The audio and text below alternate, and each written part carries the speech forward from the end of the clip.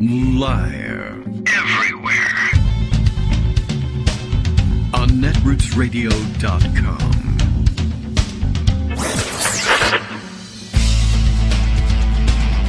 David Waldman. Kagro.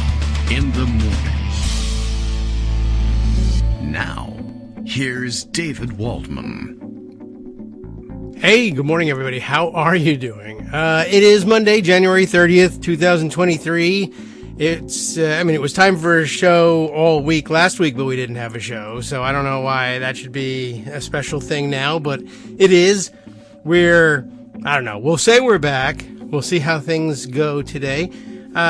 Well, just so you all have the update, you must have guessed by now that I was out hoarding ivermectin and hydroxychloroquine, right? No, I was not, of course.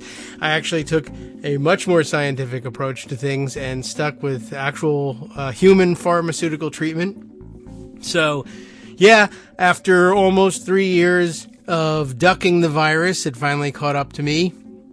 And I've had my first, and I hope my last, but by no means do I actually believe it will end up being my last bout of COVID, and Paxlovid to the rescue, and here I am. Okay, so we have a new setup in here today, so the sound is different. It's very different sounding in my headphones. I don't know what it sounds like in your headphones, or if you're even wearing headphones, but the broadcast booth, such as it is, has been moved from KITM's central headquarters in the kitchen / dining room / living room / all-purpose townhouse area up to the isolation chamber.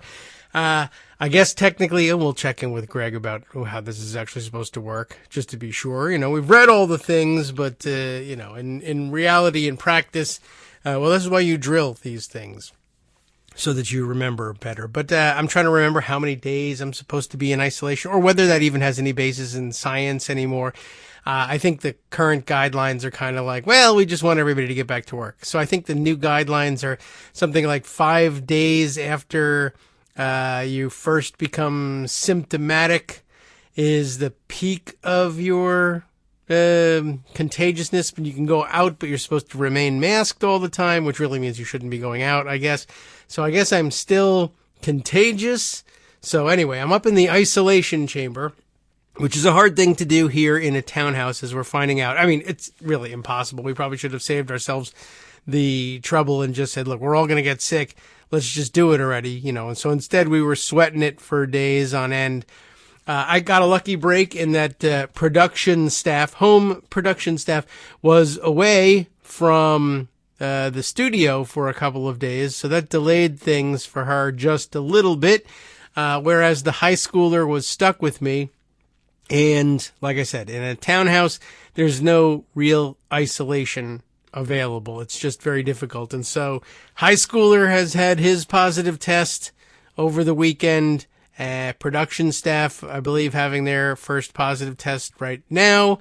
I think it's a very faint pink line sort of situation, which is much better than it was when I took my test. Mine went flaming red in 30 seconds. It was really something. I don't know whether that really means anything in particular or not. But at any rate, thanks to a physician brother, got some Paxlovid on board pretty quickly. And, I'm feeling kind of normal-ish, a little sweaty, I guess. And I think you can still hear just a little bit of nasal congestion. We'll just have to kind of work through it. The setup in here is different. The sound is different. There's a lot more sound dampening objects around, and who knows what. So I'm curious to see what it sounds like for the rest of you. And I don't know. Well, maybe I'll go over the tapes later on. So many things happened while we were away, in addition to battling, and eventually overcoming, I hope, COVID. And not, I hope this is not something that I can just keep passing around and around in circles with every time one of us gets over it and just give it back to the other one. But we're not going out, so we're not getting any new variants. So I guess whatever variants are in the house is what we got.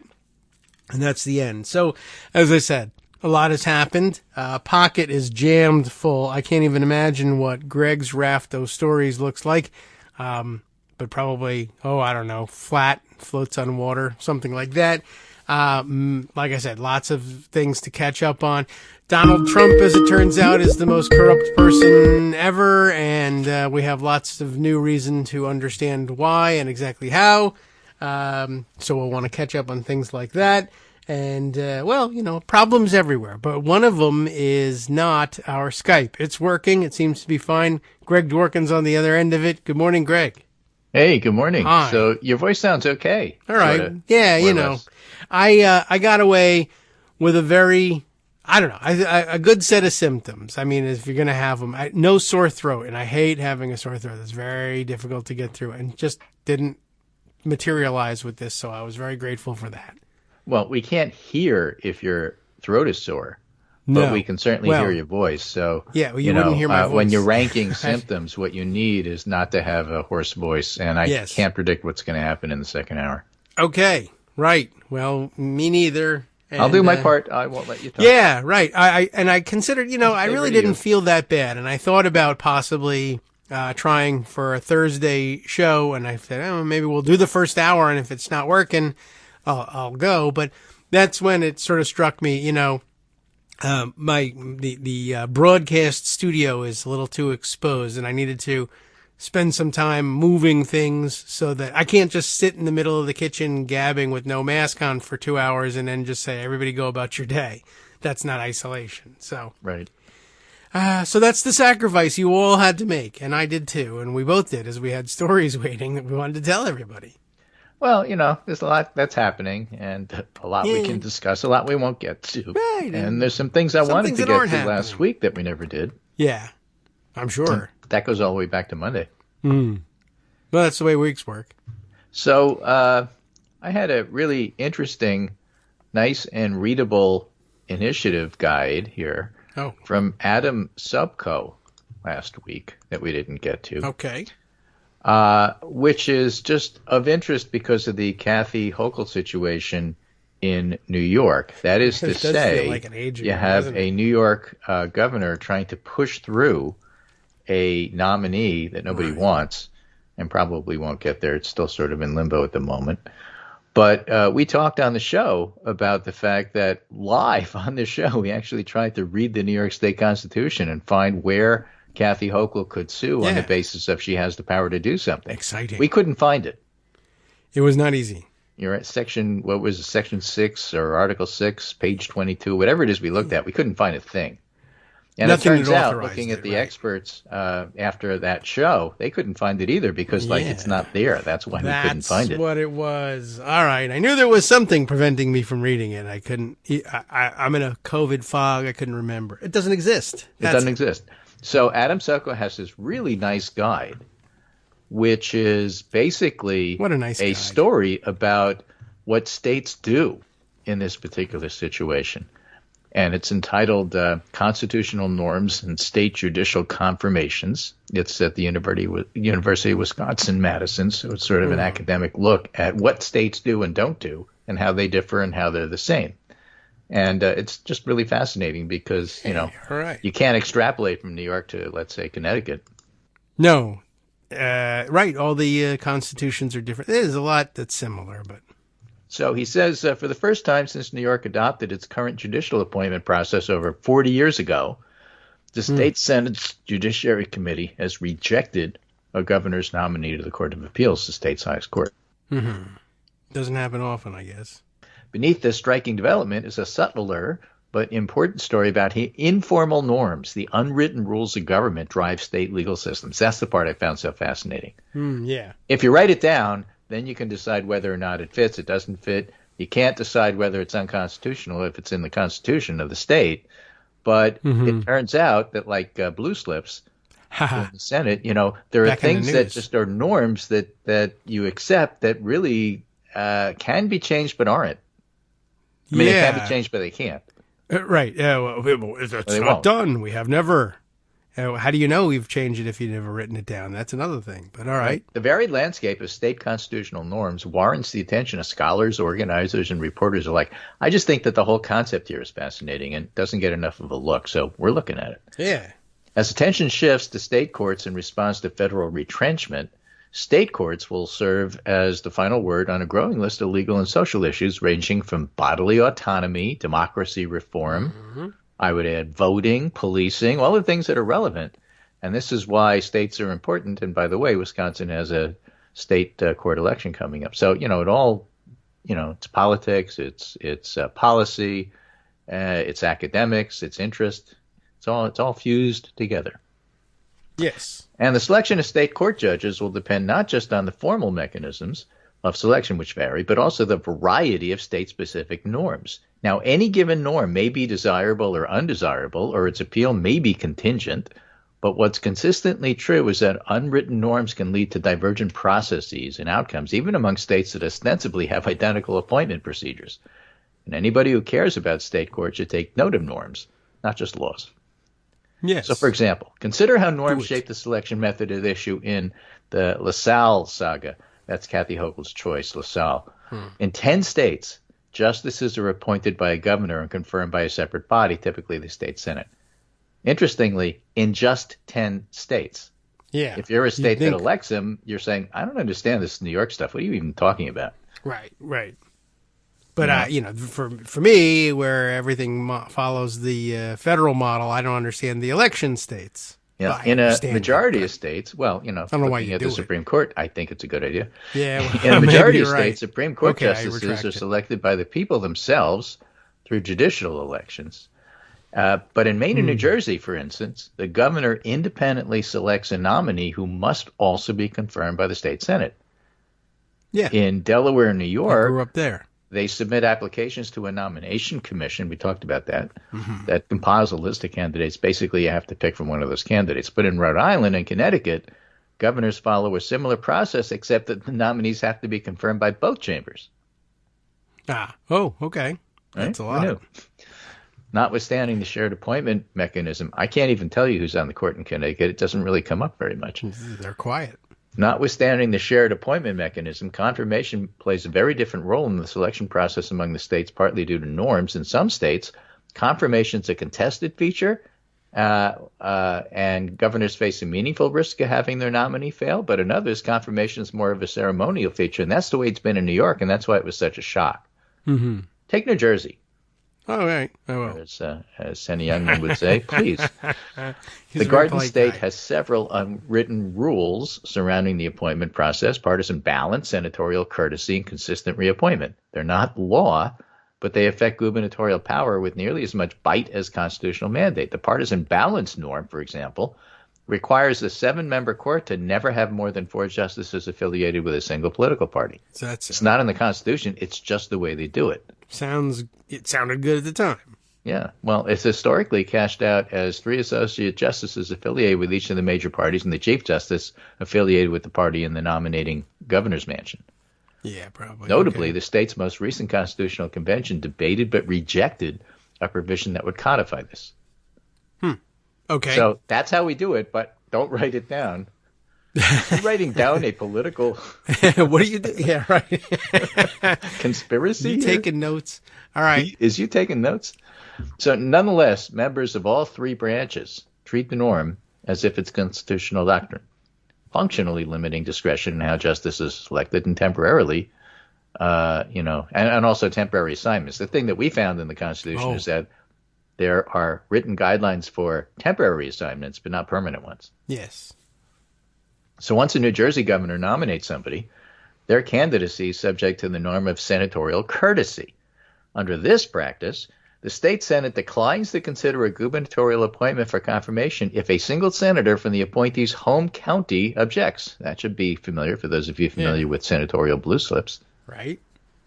A single senator can thus throttle the governor's appointment power, leading one former senator to say, if you want to be a power player in the Senate, you're better off serving in the minority with a governor of the opposite party. You can stop their appointments. Yes. Don't. But it's interesting. I never thought of it that way. But in some states and in the Senate, that actually is how it works sometimes. Yeah, I guess if that's the, and maybe that's the major power in they the have. House. Right. But in the Senate, sometimes it's not so bad. Yeah, well, we afford a lot of extra power to these senators. Exactly. And the Senate, compared to the House. Right. The House gets to, make the money bills, but only first. Right. A recent example, in March 2019, Democratic Governor Phil Murphy in New Jersey nominated Rachel Weiner Apter to the state Supreme Court, but she wasn't confirmed until October 22 due to a single Republican senator invoking courtesy. Again, members of the legal community discuss senatorial courtesy as if it's a binding constitutional requirement. And when asked about abolishing the courtesy practice in light of substantial delay, other legislators and even the governor said, well, it's the Senate's right. It's part of the balance of power. Who says so? They do. Nobody else. Yeah, that's the filibuster story all over again. Yeah. It's sort of kind of always been there, maybe. No. And then finally, New Jersey's followed a powerful norm regarding reappointment of sitting justices. Under the New Jersey Constitution, justices are confirmed initially for 7 years, after which they must be reappointed. Since the state's current constitution was ratified in 1947, that's a norm. It's not a constitution thing. Every governor except one, and that would be Chris Christie, has reappointed each justice as a matter of course, regardless of political affiliation or ideology. Chris Christie bucked the tradition. He declined to renominate John Wallace, a Democrat. The move was within the governor's reappointment power, but it drew a bipartisan criticism, including a rare statement from the Chief Justice, recognizing tradition as, quote, a critical tenet of an independent judiciary. Yes. And Phil Murphy, Christie's successor, didn't pick up on that and resumed the practice of routine renominations. That's how they do it in New Jersey. And New York is just so different. Yeah. Because that's one where the governor gets to choose. New Jersey limits the governor, even though I guess in some ways New Jersey has the most powerful governor in the country in regard to what the gubernatorial powers are. But now when it comes to this, in New York, the appointment process starts with judicial candidates submitting applications to commission a judicial nomination. We covered that, which compiles a list of up to 7 finalists from which the governor must choose her nominee. Despite some sharp criticism of the commission, the norm that's developed is essentially one of senatorial deference. Since the system was enacted in 1977, governors have filled 35 vacancies, 5 of which have been the chief judge, and no nominee has ever failed until now. Well, I guess I wonder whether you would. My first reaction is, well, I guess the system must be working fairly well in order for it never to have failed until now, unless it's, well, there's no point in trying to buck this system. It's just rigged. I don't know. Right. See but how in light of people the would think it Senate's was tradition of unhealthy. deference, scholars and commentators in New York have described the advice and consent process as a rubber stamp. So both New York and New Jersey have a similar appointment mechanism, a gubernatorial nomination subject to legislative confirmation, but the exact contours are completely different. In New Jersey, it's routine to enhance the power of the Senate and narrow the governor's discretion. But in New York, up until recently, the custom has minimized the Senate's power and functionally expanded the gubernatorial authority. That's an important concept because it helps to put in perspective what the heck Kathy Hochul is thinking. She obviously can't get this done, but probably, and it's hard to know because, like, you're not her and you don't know exactly what's in her head and you can't read minds, but probably from her point of view, she looks at this as the gubernatorial powers should not be impeached. I can't be the one to, lower that standard and give my successors less power. That's not something I want to do. I can't sign on to that. Executives hate doing that, and they're always advised against it. All their legal advisors will tell them, no, don't. Right, and all the political advisors are saying you're going to get clobbered. Yeah, that's interesting. I wonder, maybe she grew up in New Jersey and thought she had more power. Interestingly, of course, everything that goes wrong in New York these days can be attributed to Andrew Cuomo. Arguably, the fall of New York's norm began in 2021 after Governor Cuomo nominated Madeline Singist, then the Nassau County District Attorney, to the Court of Appeals. The nomination faced significant criticism that sparked organizing efforts to stop her, led by members of the bar, academy, and civil society groups. Several members of the Democratic caucus in the Senate voiced opposition as well, but notwithstanding the historic levels of opposition, that was me. It says notwithstanding. I added the but. Usually when you write, you don't do that. Notwithstanding the historic levels of opposition that Singh faced, she was still confirmed by voice vote. That's the funny thing about voice votes, too. Voice votes aren't always recorded in terms of who voted. Oh, they're not, ever. So, I mean, you could like, write down how many votes did this person actually get? I don't know. It was a voice vote. That comes up in terms of, well, this one got more votes than anybody. Well, how do you know that? More people shouted. I think you don't know it sounded that. louder. One guy was louder. That's all you know. Right. There could have been 4 people saying yay, and then the one was really loud. Nobody else voted, and as far as you know, they got 90 votes. These overwhelming crowd. You don't know that. Yeah, but everybody hates her, but they all had laryngitis. Well, it's just one of those little factoids that I came across that said, hey, that's right. When they say voice vote, we really don't know how many people voted for him. That's true. It was unanimous. How do you know? Sounded unanimous. Well, how do you know how many people sat on their hands? Organizers built on lessons learned during the Singh's confirmation, and then they used it against Hochul, is what the article goes on to say. So when Governor Murphy overcame the senatorial courtesy blocking Weiner Apter, a Democrat, he did so as part of a bipartisan deal that put forward a Republican. Will bipartisan deals be required going forward as a new norm to end this courtesy thing? As of this writing, the vacancy created by the retirement of Justice Barry Albin, a Democrat, in July 22 remains without a nominee. Lee Solomon, a Republican, will hit mandatory retirement, required to retire in 2024, thus creating the opportunity for another bipartisan set of vacancies. So minor revisions to a norm have the downside of typically going unnoticed rather than forcing dialogue about the norm's value. And, so the one good thing, well, the 2 good things that came from blocking LaSalle. The first, of course, is blocking LaSalle. And the second is, so that's how the process works. Yeah. Who knew? Right. Who knew how any of these processes worked? Who knew there was a process? You got to see these problems. The fact that they're sort of understandable. They're state by state. And, it is something that's worth rallying around because even the supposed rubber stamps can actually, have things done to them. So I thought it was pretty interesting in that regard. It is. Well, these processes, like you were mentioning, you only see them when they go wrong and something is going to change. But yeah, otherwise you have no idea how things work in the background. It is kind of fascinating. And somehow I've managed, I think, to live only in states that, handle their judicial nominations the same way the federal judiciary does, more or less. And, so when I run into one of these things, it's exotic and weird, except it's what do you mean? 40 of the 50 states do things this way. Who does that? Yeah. Well, that is fascinating. It reminds me of a lot of, whenever something goes really, whenever things go really wrong, with procedure, that's the most interesting parts as people try to figure I don't know, for some reason it brought me to mind of trying to seat Roland Burris. Remember that fight some years ago when Rod Blagojevich, who had just been, I guess at that point, not yet convicted, but accused, and pretty credibly, of his corruption in trying to fill Barack Obama's seat in the U.S. Senate, sends along a nominee, and everybody says, look, we all think there's something fishy going on here. It's pretty obvious to everybody, but we have a certificate from a governor that says this guy's supposed to be the senator. What do we do? Yeah. And the entire country said, wait a minute. Who is this guy? George Santos? Exactly. You imagine now we'd be like, oh, but compared to Santos, Burris is a cakewalk. Sure. Put him in there. He's like a choir boy.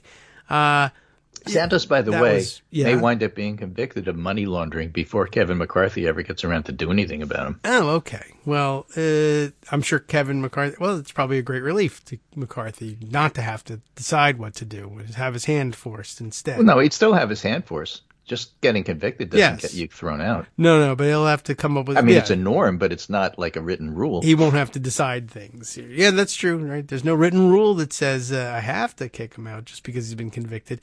Yeah, lots of, more Santos stories, of course. But yeah, this is a fascinating story and just highlights what happens when...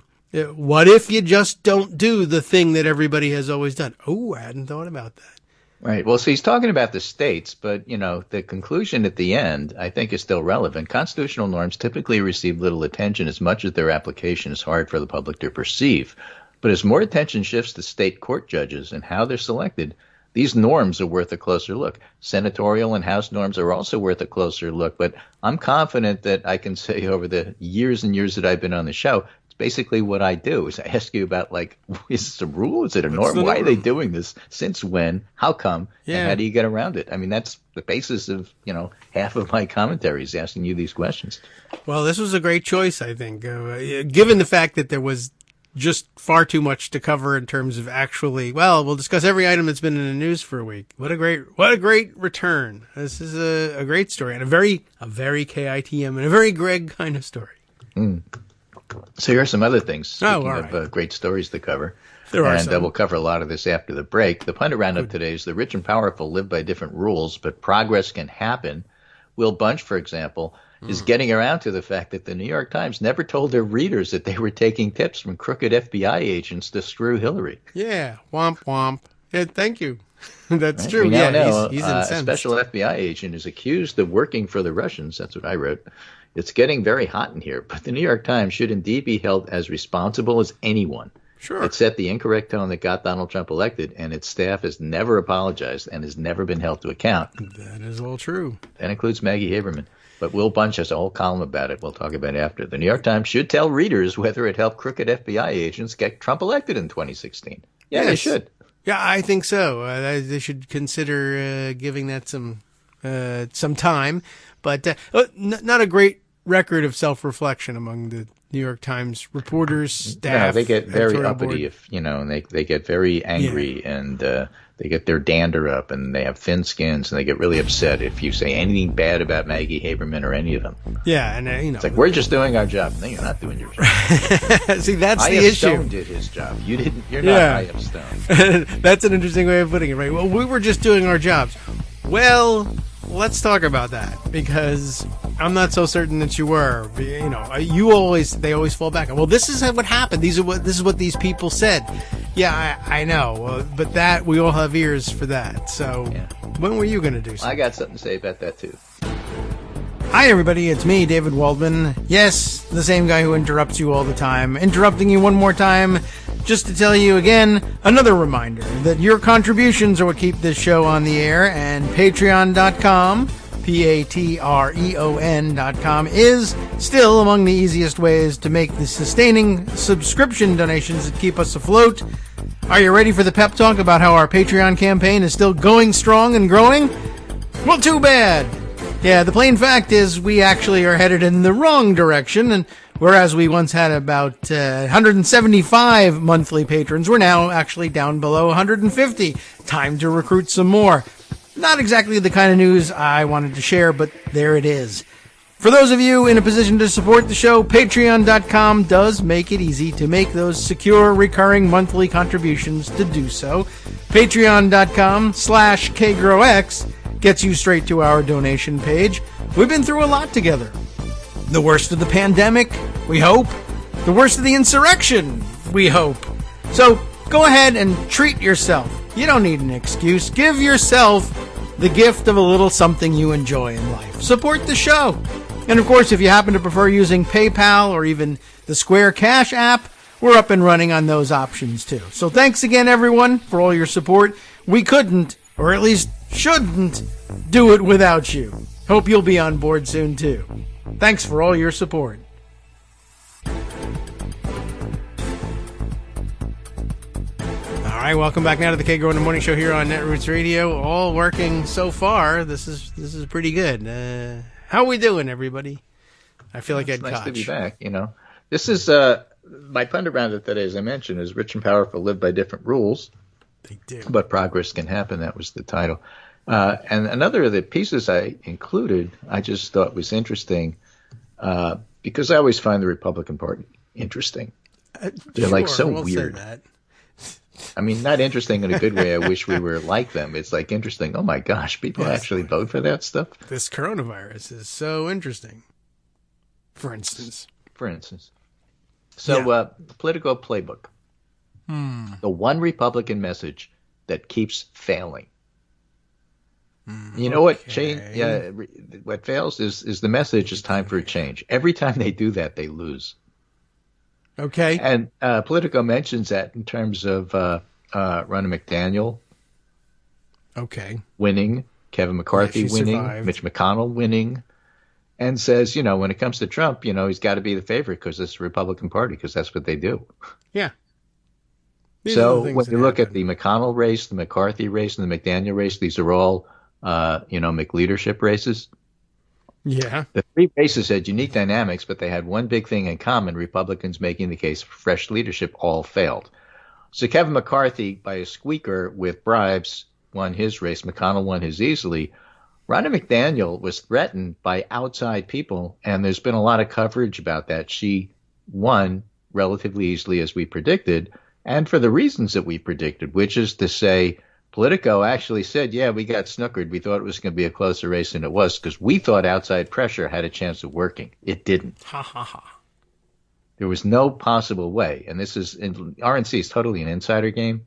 Yes. So you can't think that, oh, well, I saw really mean tweets about McDaniel. So obviously she's lost the grassroots and therefore, no, that's not how it works. Yeah. If they're tweets coming from RNC members, maybe, But she had public commitments, and all those public commitments actually publicly committed and then publicly voted for. Well, that is something. That occasionally goes wrong, too, particularly among Republican insiders, right? I've committed to this publicly, but I'm doing something else. Well, and so the Politico people went on to say, well, here's what happened. We heard from the people running against McDaniel that they had a lot more votes than people said publicly. And in retrospect, they were probably lying to us. Oh, well, I read that and I started laughing. Well, duh. Yeah, this they're willing to say on small bore, and she's like, whether hey, I'm honestly, that's not like the New York Times says, yeah, we were wrong to like pillory Hillary, but it's about as close to a mea culpa as you're ever going to get from the political press. That is true, and they lied to us, and we fell for it. I will say that the piece is illustrated with a photo, inexplicably, I think, of Donald Trump. Well, I guess this is their roundup. Maybe. Well, see, their point is that don't believe what you hear from all of these people. Here's what's going to happen. Mm-hmm. They don't want change. Oh. Yeah. And if they don't want change, Trump's running. And the thing is that, you can talk to all these people and get various quotes, and there's a ton of them about how Trump isn't the force that he once was, but there isn't anybody else. And they're divided, and so what do you think is going to happen? Okay. That's basically the thrust of all of this. I was wondering, I was sort of thinking about it, and that's more likely what they were trying to do. That I was saying, just noting that Politico finally says, you know what's weird? We thought a story was going to go a certain way, and then it turned out that was completely wrong because all of our sources were lying to us. Here's a picture of Donald Trump. We couldn't make it happen. Yeah, right. And P.S. Here's a picture of Donald Trump. Well, now we're really talking. Oh, no. This is a different reason? They have here. Much of this morning's coverage of the events is mocking in tone. But 2 years after the attack on the Capitol, after Trump helped lead Republicans to a historically disappointing midterm election, amid several investigations at the state and federal level that could lead to criminal charges. Yes. The rise of at least a dozen potential serious challengers. Yeah. Trump remains the most likely 2024 Republican presidential nominee. All right. There he is again. This Washington Post piece by Dan Balz captures what we mean. Trump's path to GOP nomination is strewn with obstacles. Still, a wide field could so divide the race that Trump could take the nomination as he did in 2016 by winning a plurality of primary voters. Well, AP, Trump's team has struggled to line up support from South Carolina. Washington Post. Trump has done little in the way of traditional campaigning since announcing and has struggled to reignite the energy. His speeches have zigged and zagged. New York Times. Mr. Trump's attempt to drape himself with the trappings of a traditional campaign is an unspoken acknowledgement he begins his race in one of the most politically vulnerable positions of his public life, and longtime donors have been reluctant to recommit. Wall Street Journal. Many Republican leaders across the country continue to urge Trump to step aside. And then if you talk to people, they'll say, he just doesn't have the juice he used to be. Yeah. And yet, who's going to beat him? I don't know. I know a lot of people who would love to. Yeah. With a club. So the thing is that, you step back and say, well, here's the thing that might actually be fun to watch should it happen. One, Trump takes a wrecking ball to the party because he doesn't win. Yeah, that would be fun. Or he does win, but in the process, the way he had to win is he had to absolutely and I hate using this term because I see it all the time about stupid stuff.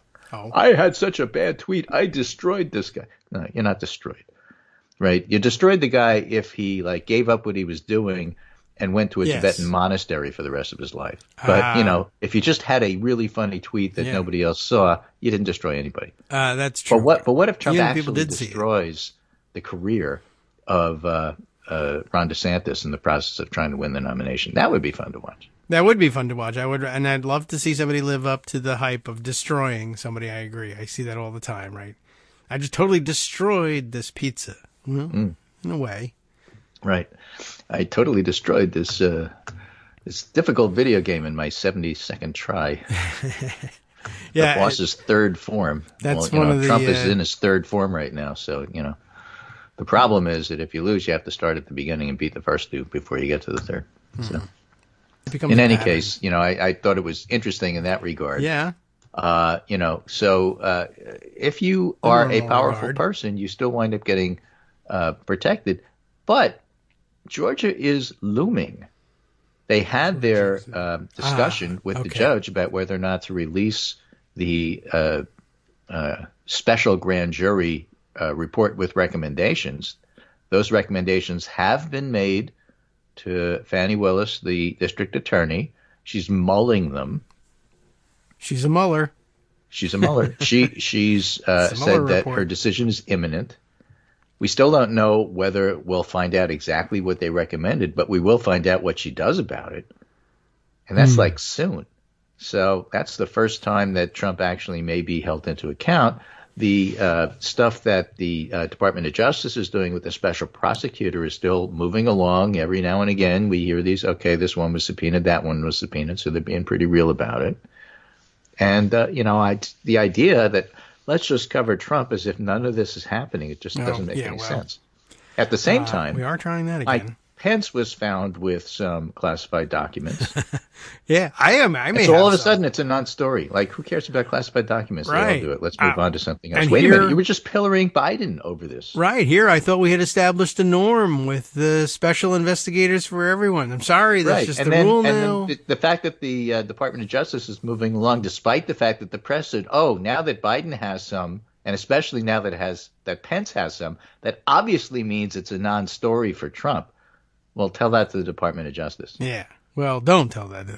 Anyway, you could try. Tell them whenever they want to. I mean, this is one of those cases where there's complete myopia on the part of the political reporters who simply can't see the difference between, problem A and problem B. And it's astonishing that, I've seen a lot of, attempts to explain it differently, although I can't believe that they really don't want to. They don't see the difference is clearly it. I say to these reporters, you covered the special master proceedings very closely. You were on the edge of your seat. Where's the special master pleadings for Biden? Where are the special master pleadings for Pence? There aren't any, and there will never be any, and that's a huge difference. You spent weeks covering this. How come there's none here? Enough so that they tell you the truth. Yeah. They will turn to you and say, you know what the problem is with Biden? He's just boring. Yeah. Right. So, right. But it's that's just one of the issues. Not an interesting story when he does it. Yeah. We try to make it interesting. We want to sell papers. So don't. Right. Go back to the other story. Can't do it. The guy's just too boring. I guess He doesn't take the bait. No drama. He doesn't say anything that's interesting. They don't let him do Bidenisms, which we would love to cover, although they're sort of quaint these days. They're sort of like dad jokes. Right. It doesn't have the same kind of bite as, grand jury indict sex. Yeah, well, so there's grand juries indicting people all the time. Go follow them. Yeah, exactly. Next on the list is a Jill Lawrence piece from USA Today. Kid glove treatment of Supreme Court won't find abortion leaker or stop ethics abuses. Presidents and Supreme Court justices essentially police themselves. That's a recipe for disappointment and abuses. And how do they so do it in they state? go and try to get this leak figured out, and they can't find it. So they ask some other people to come in and look. And it's sort of like doing very much reminded of a Brett Kavanaugh FBI investigation. So Mr. presumed justice. Did you do anything wrong? No. Okay. Well, we looked. We asked. Yeah. We did our investigation. Well, gee whiz, Phil. I asked the man. Chief Justice John Roberts branded it absolutely appalling, according to CNN, but there were no independent super sleuths on the case. It was conducted by Supreme Court Marshal Gail Curley. That's So right. there is a marshal, and she has a name. This is it. I knew you. I thought you were busy. You actually have a job. No wonder you couldn't conduct a something. thorough investigation. They didn't just make it up entirely. There is a real Supreme Court marshal. So this is like martial law. Right. They called her up. What? I have a job? And I then can't believe it. her work was deemed professional and thorough in a review by former Homeland Security Secretary Mike Chertoff. What? 97 employees were interviewed, some multiple times, but the report didn't disclose it, according to new CNN reporting. The court had a financial relationship with Chertoff's security firm. Also, Michael Chertoff. Yeah. In addition, his attorney Mark Zaid told me, she said, nobody could tell from the initial report whether the justices themselves had been interviewed. Right. The next day, Curley explained that she had spoken to each justice, followed up on all credible leads. None implicated the justices or their spouses. So, quote, I didn't believe it was necessary to ask the justices to sign sworn affidavits. The rest of the Supreme Court staff did. And she goes on and makes the point that the justices are simply treated differently than everybody else. Yeah. And when you go and assume that somebody at that level is more ethical than everybody else, you're going to get screwed. Yeah, whether that's your assumption or not, but certainly they don't need to be. If your assumption is we don't have to ask because, well, of course they didn't do it. They're the justice. Well, you know what? That's a good way to get away with it. Right. Anyway. So Mark Zaid said, Mark Zaid defends a lot of these folks who were accused of breaking confidence with the government. The report last week seemed to signal, quote, this is it. We're done. Absent some source coming through with something personal. He likened the situation to a marriage in which one spouse is cheating and the other spouse senses it but never asks the question directly. You don't want to know what the answer is because the consequences would be too great. So if it were identified to be a justice or their spouse, the consequences to that justice in the court would be devastating, so you don't ask. Right. So why not? I don't know. Let's devastate things. Right. Watch this video of him totally devastating the Supreme Court. And that's why it went under the rich and powerful live by different rules. But progress can still happen because, the credibility of the court certainly took a hit. And I think politically that winds up, slowing them down a little bit in terms of what they're willing to do. They don't want to take like all these controversial decisions and launch them all at once on the third day of their term. So, they'll space them out. They'll get around to it. They might even rethink some of them. Maybe, possibly. Hard to know. Yeah, well, I can't believe they can't figure this out. I think we all know where the answer lies, and they just refuse to go there. If Tom Nichols were asking about it, I would say you can look around here in this state. I think the answer is in Virginia, Thomas. Take a look. I think that might be your answer. Meanwhile, Biden's actually doing a pretty decent job. It turns out since we spoke last, inflation is actually getting under control. They tried to make a big story in the news about gas prices going up again, but not so much. And it was funny because I was watching NBC Nightly News, and they interviewed somebody about rising gas prices. In a diner.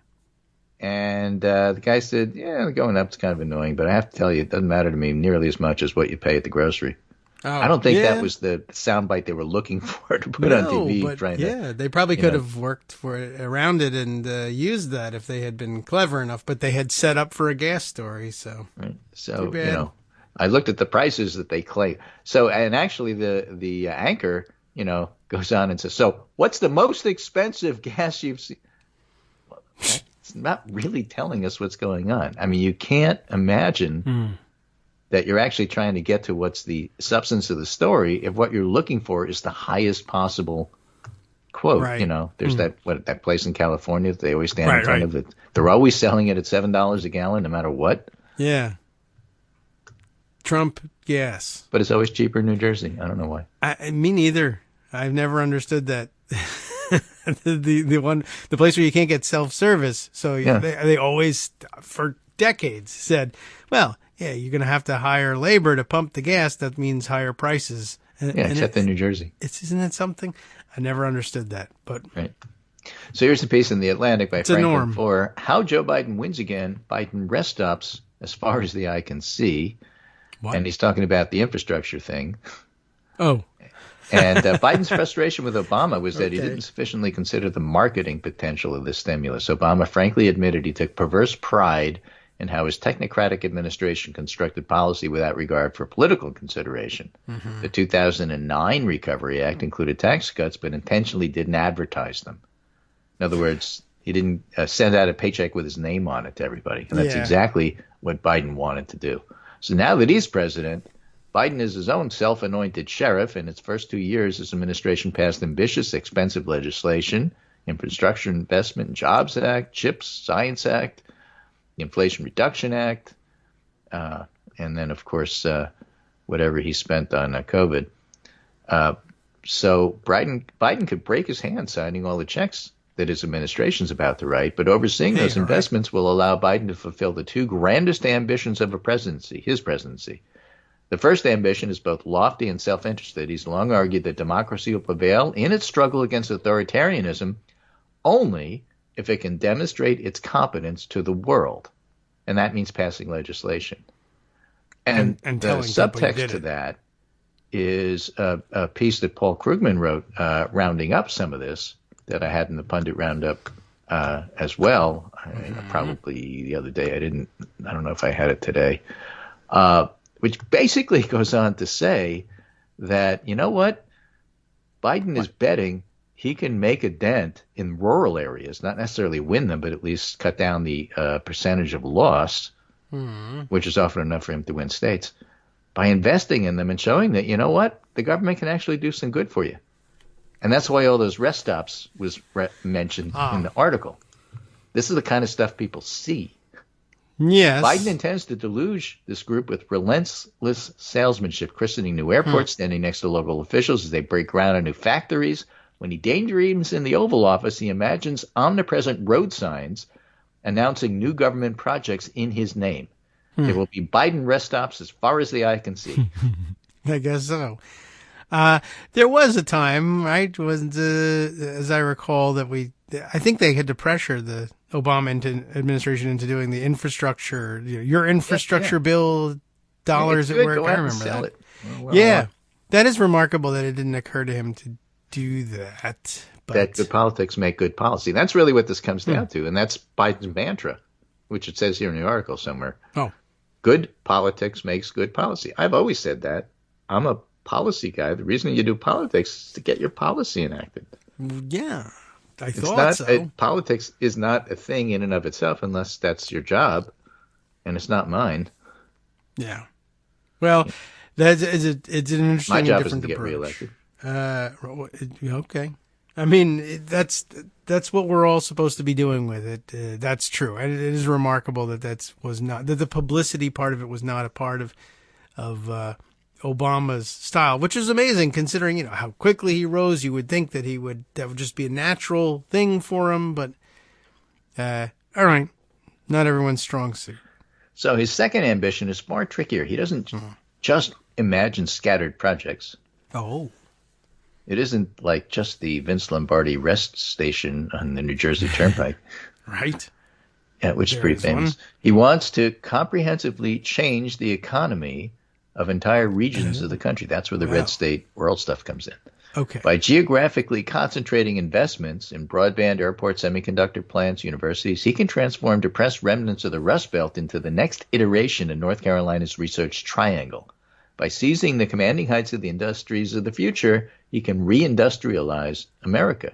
But that requires mobilizing sclerotic bureaucracies and aligning agencies that don't normally play nice with one another. So the word implementation, the least sexy word in the English language, is his current fixation.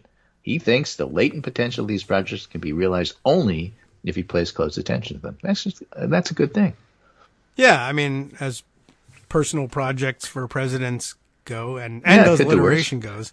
Right. Yeah, that's a good one. And it's interesting because I think I imagine that they figure this sets up very well because, the thinking is, well, what are the Republicans going to do? Oppose infrastructure projects?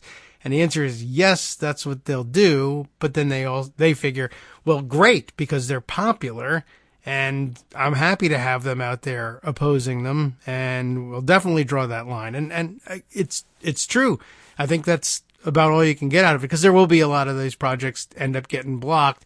I don't think he's, although it's hard to tell. There'll also be sometimes. projects that are done with the Republicans in the area saying, I'm happy to be at the opening of this thing that sometimes that does happen. Yeah. I guess the thing that is looming in the back of my mind is that you shouldn't be counting on that, or you should at least be able to counter that when it happens. There will be nihilist Republicans who stand in the way. That's fine. It actually plays into your hands. Use it. Yeah, and the article goes on to say that. This next paragraph here says, of course, Biden realizes that these projects will be mere sideshows as he spars with adversaries, foreign and domestic, bent on provoking apocalypse. But in his mind, the role of sheriff is connected to solving congressional crises, perhaps not in the near term, but over time. All along, Biden's believed he can exploit fissures within the Republican Party, and that's why he's always carefully destroying the distinction between authoritarian MAGAs and the traditional conservatives, whom he recognizes as his fellow politicians. There's no dealing with MAGAs, but the other Republicans have conventional interests which he can exploit in his search for a deal. He took this approach on January 4th in his appearance with Mitch McConnell at the Bent Spence Bridge crossing the Ohio River into Kentucky to celebrate new government investment. That was a pretty famous picture and a pretty famous photo op. All right. And Ken McCarthy flailed in his campaign to become House Speaker at the same time. So there was like a dueling visions here. Here's McCarthy trying to line up votes by bribing people, and on the other hand, here's Mitch McConnell breaking ground with Joe Biden over a new bridge. Right, which of course some people would say, and that's bribing people. And hey, some bribes work and some bribes don't, I guess. Yeah. Well, you're elected to bribe people that way. Yeah. Well, it's been real interesting. I'll be interested to see how the lines break down. I bring that up only because I'm thinking about, like, for instance, as we were talking about Obama's, disinterest, let's say, in anticipating some of this stuff. I think he was similarly caught by surprise. Well, Republicans may hate me, but they're not going to turn down free money for health care in their states. Yes, they will. That did catch him by surprise. Similarly, these infrastructure projects, there will be Republicans who say no, but that is extraordinarily unpopular thing to do, and long term you run against it. That's fine. Yeah, well, but, so McConnell knows that, and that's how come he showed up. Yeah, right. And then the other side of the coin there, I think, with that story is what we said before. Okay, so Trump might be indicted in Georgia. Okay. And he might wind up running again for the nomination, and in the process completely wrecking Ron DeSantis and highlighting internal divisions in the Republican Party. Or we could cover the fact that Biden is implementing infrastructure so that bridges get built. Which one is more fun to cover? Well, okay, we have a problem said with Biden that. was boring. This is what I meant. Yeah, but what's more important to the country in terms of what happens? Well, that's not my job. Right. This happened. I have to cover it. So, all right. Well, it'll be very interesting to see how this breaks down. And it also, the other thing that came to mind, because it was infrastructure, the very weird announcement that we just maybe barely got to talk about before the big COVID break of Glenn Youngkin giving his State of the Commonwealth address and then using the opportunity to tell everybody that he was going to block the Ford Motor Company from opening a big new electric vehicle battery plant in Virginia and employing thousands of Virginians in the clean energy future because communist China was actually behind the whole thing. And we have to stop the communists who run Ford Motor Company from creating jobs in this state. In this Commonwealth, excuse me. Yeah, this was a rather surprising development. And how did that go over? Everybody basically said, what the hell is going on here? What are you talking about? And there was a 2-day flap about it. And then everybody was like, oh, right, it's Virginia. That's boring. Let's move on. He's got a vest. Everything's fine. I don't know what he's talking about, but it'll sort itself out in a very moderate way later. Because he can't run again, so that's the end of him. It was astonishing. So, I mean, think about it. What could be a better symbol of this sort of public-private partnership building electric car batteries by Glenn Ford. Youngkin is in many ways the face of the Republican Party. He's sort of a jerk, but you just kind of have to wait him out. We're not exactly sure how much of a jerk he is, but the potential is huge. Just wait. Yeah, because you can't tell how much he means it and how much he's lying. Yeah. I mean, DeSantis means it. Yes. Trump is lying. You know about those guys. Yeah. With Youngkin, you don't know which of those camps he really falls in. That's true, and he's tempted to try and fall. How many of these camps can I fall into? This guy's popular, that guy's popular. I should do these things, and I mean, I think it grew straight out of I need a play for the MAGA folks, and they believe for some reason if you say something is a plot of the the Chinese Communist Party, and then use their lingo for it, CCP. That's a dog whistle for the MAGA troops. But I mean, it's amazing that we've gotten the fact of the matter is, whatever it is you want to say about Youngkin, somebody does it better. Yes, right. That is true. I really, mean this, and I want to project that I'm like totally right wing. Well, that's Ron DeSantis. I'm lying about everything. Wink, wink. They all lie. We all know it. Well, that's Donald Trump. Yeah. And if Glenn Youngkin stands up there and says, look, I really mean it, and I'm lying about that, but when I say I'm lying about that, I really mean it. Yeah. George Santos does it better. I mean, there's nothing that's true. that Youngkin this can is a do. Please clap. He's like, he's the best at this. Yeah. Second in his class and everything, but, all right. Well, this is an amazing thing. I thought I wanted to reiterate that because it's been about a week since it even came up, and I'm still catching my breath over that one. And I don't know. We'll see. I mean, I guess if the jobs never materialize, people won't feel deprived of them. Maybe he feels like he can survive it that way. But a lot of people wanted to work at those plants. So, to me, it's like, hey, did you hear what Mike Pompeo did? No, who cares? Right. Yeah, I know. It's just. Did you hear what Mike Pence did? No, that one's cares? Just so weird. I just thought, what? What about Youngkin? The communists at Ford Motor Company? Right. The Chinese ones. Right. He's trying to get Kristi Noem to comment on it. Yeah, I guess so. Well, she didn't take the bait either. She may be smarter than he. He's not even good at being an idiot. He needs to work on that. That's what I'm saying. Whatever it is, there's somebody in that category who does it better. Yeah. Well, maybe he's counting on ranked choice voting somehow. He's second dumbest in every category. Yeah, but everybody puts him as second, so you never know. Right. That could be it. They're going to end up voting the vest in. Yeah, play the lottery. Hey, you never know. All right. Well, very good. A successful return to the year. Thank you very much for being a Hope your voice lasts for the next here. hour, and I'll see you on Wednesday. Yeah, right. Okay. Thanks again, Doc. See you then.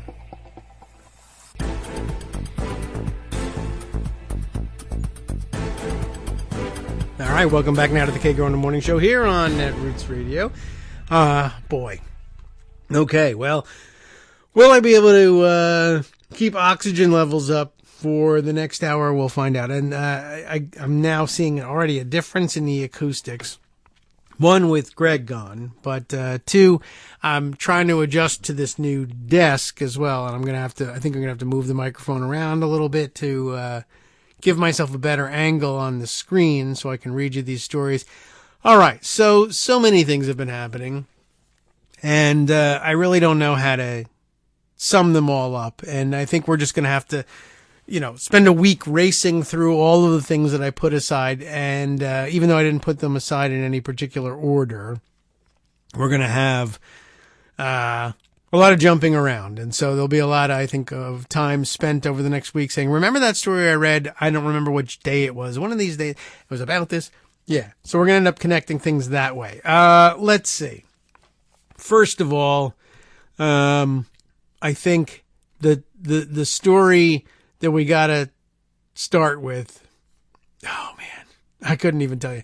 The story I'm going to start with, I guess we'll do it that way, is the McGonagall story. And I guess we'll start with commentary on it. Or I don't know. I mean, I don't even know how far back I have to scroll to find the original just straight reporting on it. But yeah, maybe we'll do it that way, and we'll just spend some time on that. And I don't know. It's going to take me a while to find the original story. Here we are. Okay. I think there are several, of course. Are there others, though? If I go further back, I feel like there's probably a New York Times version of it somewhere. But if not, I'll fall back on the Washington Post. Well, it's taking quite a while to reload, too. So, Pocket having some functionality issues here. Are we going to get this stuff? Yes? No? Oh, boy. All right. Let me see if we can't make this work if I go back a couple of times. This is weird. All of a sudden, Pocket saves are just entirely empty. Maybe I broke it finally. And does my archives come up? I'll try it on the other computer. That's the best I can do for now. I was getting greedy about it and thinking, all right, well, maybe I'll go back to the original articles that I have on McGonigal.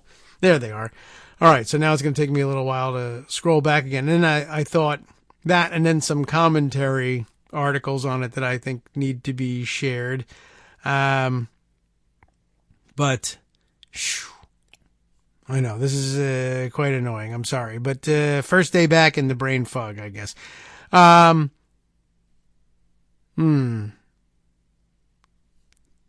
thought this was a lot closer than before. Maybe this is part of the issue. For some reason, these things are loading slowly and creating problems and about or finding what I actually need. All right, well, here we go. I found the Washington Post version of the McGonigal. You would have read these by now, but I think I just want to start with this as a basis for organizing thoughts on this and then offering up other people's commentary and commenting on that commentary. Former senior FBI official accused of working for Russian he investigated. The New York Times coverage of it, as I recall, less direct about it than the Washington Post headline. And they take, I think, a better angle on it, but it was one of those astonishing New York Times moments, which you could tell by the way Greg mentioned the coverage and saying that they're just not taking any responsibility whatsoever for having approached the 2016 campaign coverage the way they did. And I don't know if he was ever explicit, Greg, in bringing this up, but I know he was commenting on or mentioned that there was commentary from like Will Bunch and others about, hey, you're going to have to do your job better than this. And I guess most people were hearkening back to there was a moment even post-campaign, post-Trump's election, as I recall, that when New York Times was coming up with headlines like FBI announces, there's basically just no there on the Russia thing, basically giving the Trump campaign line about this, that it's all a hoax and there was no real connection and there was no collusion and yada yada, a theme he was continuing with on his own even after the Mueller report, of course, having Bill Barr lie about his quote-unquote executive summary that everybody could see for themselves within hours wasn't actually a summary of any kind, but a total fabrication. But you now wonder, well, for instance, were you cued into the line that the FBI was supposedly agreeing to say that there was no there by somebody who was part of the there and was taking bribes to be there at the time? That's a kind of an open question now. And, maybe one of the most significant ones or could be one of the most significant ones in American political history. But just like, for instance, it could have been one of the biggest things in American political history for there to have been a thorough FBI investigation of the charges against Brett Kavanaugh while his nomination to the Supreme Court was still pending, but they just did not do that and, in fact, concocted a scheme to pretend that they had done that so that the Senate would just go ahead and follow the norms, to connect back to what Greg spent his time with, and confirm the guy and then like later find out, oh yeah, we didn't do any of that investigation after all, and maybe we really don't know who the guy is at all. And in the George Santos era, what business do we really have wanting to know what people's actual background is anyway? What the heck? This is what they say their background is. Isn't that enough for you? Or the Supreme Court saying, well, gee whiz, Phil, I asked the justices if they leaked the opinion on Dobbs, and they said no. What do you want me to do? Torture them? Well, it's an idea. They actually, had the opportunity to approve of torture, and they could have stopped it, but, and taken it out of the toolbox, but they chose not to because, of course, they never thought the torture leopards would eat their faces. And as it turns out, they're right. They won't. So we'll never get around to that either. Similarly, are we ever going to find out whether the FBI agent in charge of the New York FBI field office, who, as it turns out, was being bribed by not just any Russian oligarchs, but the very Russian oligarchs involved in the Trump-Russia collusion, were bribed into trying to tell the New York Times, and doing so successfully, that there was no there? Well, it's the sort of thing you would think you would find out eventually and have a big investigation over, unless, of course, you've lived in America and know that you're never going to get that. So here's the story, the beginning of the story, which may or may not become one of the largest in American politics to date. We'll see whether we have time for it, or whether, maybe it'd be more interesting to talk about, Jewish space lasers for a while. Former senior FBI official accused of working for Russian he investigated. That's usually a big-time headline. Charles McGonigal's the guy we're talking about, of course, a former FBI counterintelligence chief, and he's accused of taking a surprisingly low amount of money, or at least in the instances that they, singled out here, $225,000. This from a former Albanian intelligence worker while still at the FBI. That was just one of the multiple counts with which he was charged. And remember, if you will, from the day we got to mention it, I think, did we get to talk about it on Monday? But he was indicted he had two separate indictments from two, separate grand juries in two separate jurisdictions, which was interesting and unusual. Ordinarily, they try to make those things happen in one compact proceeding if they can, but here it was just too much, apparently. So we're reading back to the 23rd of the month. Shayna Jacobs, Spencer Sue, Devlin Barrett, Shane Harris teaming up on January 23rd to tell the base story here, just so that we're all back on the same page. The FBI's former top spy hunter. Seems like an important job. Maybe you don't want those people being bribed by, targets of the investigation. Although who else would bribe you, really, honestly? Makes a certain amount of sense. It's going to be them. But the FBI's former top spy hunter in New York was charged Monday with taking secret cash payments of more than $225,000 while overseeing highly sensitive cases. Why would you pay him $225,000 if he wasn't, right? Although, really, I thought it would be more money than that. And he's accused, of course, of breaking the law by trying to get Russian billionaire Oleg Deripaska. You remember Oleg. Is he the... they keep saying he's a metals guy, and I'm wondering if was he the aluminum, because that's a metal, the aluminum magnate, and I always thought that was such a funny label for him, but I think that's the guy, right? I don't know. But there's a lot of Russians in a lot of different metals, it turns out. But Oleg Deripaska, we remember, because, of course, he was very, closely connected to Paul Manafort. And I don't know, for some reason, it's weird. I just don't see people this is another one of those stories that people are just not connecting, and I can't really figure out why, but I imagine that they really are connecting it. They're just connecting it in the 19th paragraph instead of up front. Like, this guy, here's the headline again. I know they can only fit so much in a headline, but former senior FBI official accused of working for Russian he investigated. Former former FBI top spy hunter in New York accused of working for Oleg Deripaska, who was the guy who employed Paul Manafort. And, I mean, come on. I know you can't fit all that in the headline, but working for Russian, he investigated, but the Russian. It might as well be Putin.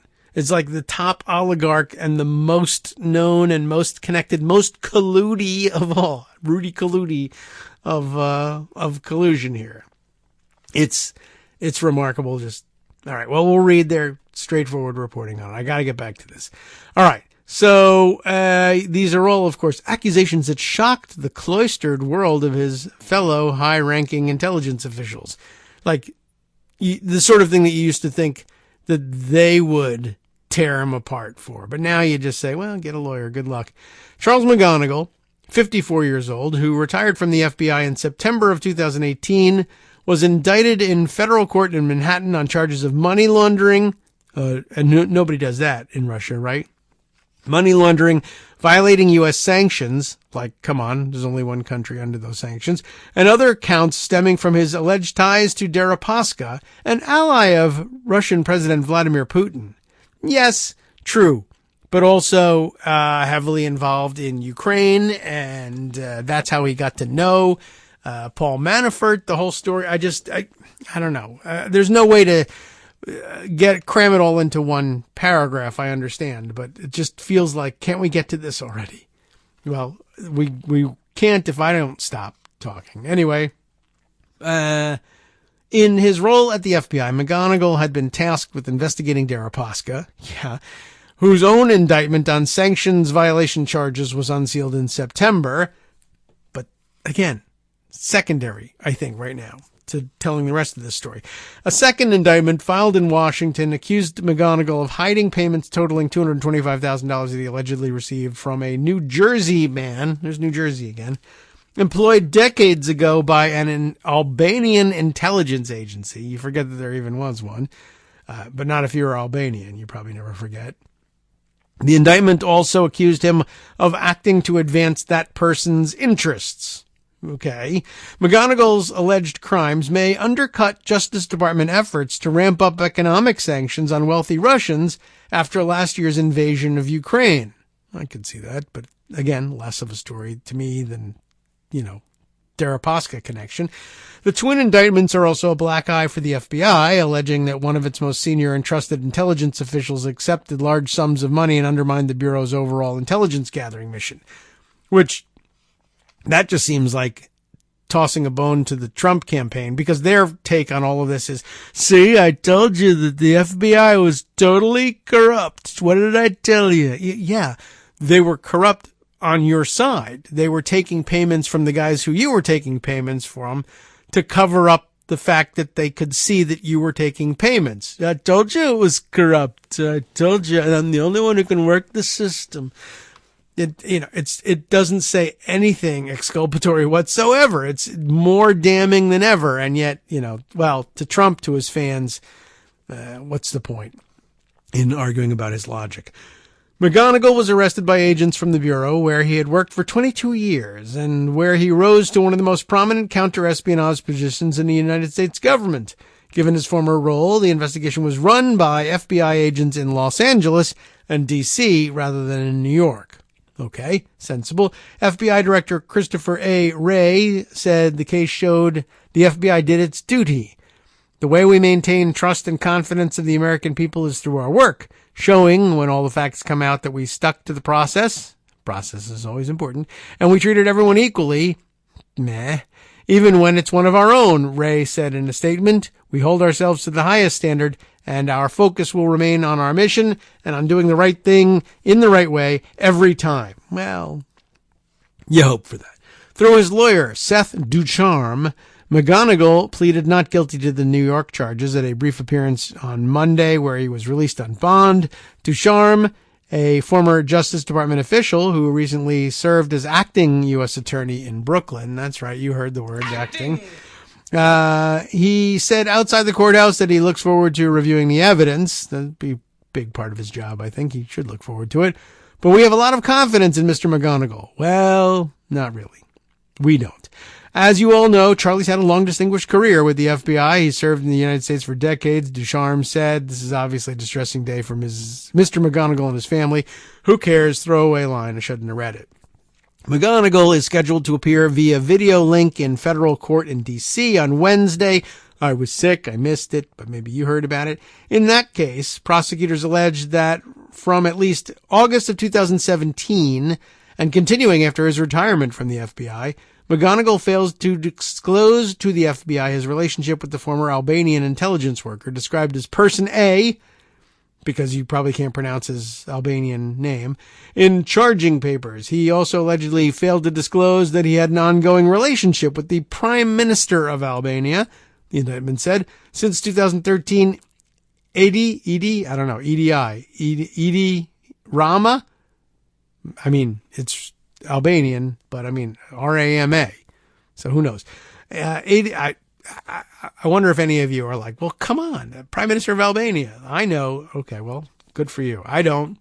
But Edi Rama has served, I guess, since 2013 as Prime Minister of that country, in case you were wondering who we're talking about. In late 2017, authorities charged McGonigal received sums of cash totaling $225,000 from Person A, the first time in a parked car outside a New York City restaurant. Honestly, who cares? And the next two times at that person's New Jersey home. According to the indictment, McGonigal indicated to Person A that money would be paid back. That's an interesting wrinkle. Months later, at McGonigal's urging, the FBI, at his own urging, the FBI opened an investigation into an American lobbyist for an Albanian political party that is a rival of Rama. Oh, I see.